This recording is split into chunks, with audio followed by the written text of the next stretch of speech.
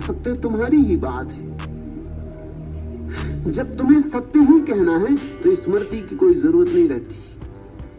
झूठ बोलने वाले आदमी को स्मृति को निखारना पड़ता है, क्योंकि उसे याद रखना पड़ता है कि झूठ बोला हूं, किससे बोला हूं, क्या बोला हूं, कहीं उसके विपरीत कुछ न बोल जाऊं, उससे भिन्न कुछ न बोल जाऊं। उसे सब तरह की चिंता रखनी पड़ती।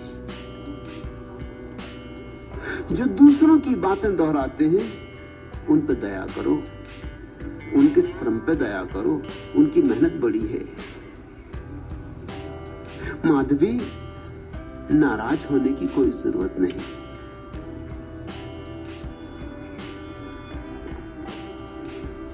नाराजगी आती है, ये स्वाभाविक है। मुल्ला नसरुद्दीन एक दिन मुझसे कह रहा था कि मेरे भाई से मेरी लड़ाई हो गई और आज जरा बात ज्यादा हो गई। बातचीत तो कई दफे हुई थी, आज हाथापाई हो गई। ऐसा मुझे क्रोध आया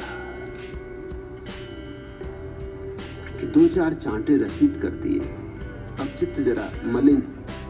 मैंने कहा आखिर मामला क्या हुआ? तुम दोनों में तो काफी बनती, और उसी बनती के कारण तो ये उपद्रव बढ़ता गया। मुल्ला नसरुद्दीन बोला, अजी सालों से वो मेरे कपड़े पहन रहा था, जुड़वा भाई है, मेरे जूते काम में ला रहा था, मैं कुछ नहीं बोला। यहां तक कि मेरी प्रेस भी उसने मुझसे छीन ली, फिर भी मैं कुछ नहीं बोला। बैंक से मेरे नाम से पैसे निकाल लाता है, फिर भी मैं बर्दाश्त करता रहा।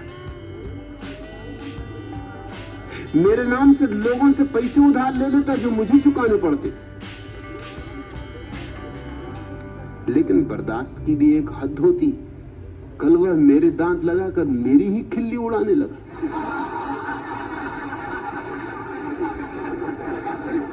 फिर मैंने रसीद कर दिए 2 हाथ।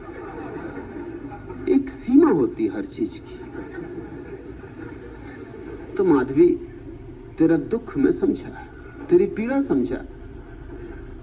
ऐसा पाखंड मेरे सन्यासियों को अखरता है, क्योंकि मेरे सन्यासी जानते मैं क्या कह रहा हूं, और जब वो सुनते हैं उन्हीं बातों को किन्हीं से दोहराया जाता। और इतना भी ईमानदारी नहीं कि स्पष्ट कह सकें कि ये विचार कहां से आए। न केवल इतनी ईमानदारी नहीं, इतनी सौजन्यता भी नहीं कि कम से कम विरोध ना करें, लेकिन विरोध के पीछे भी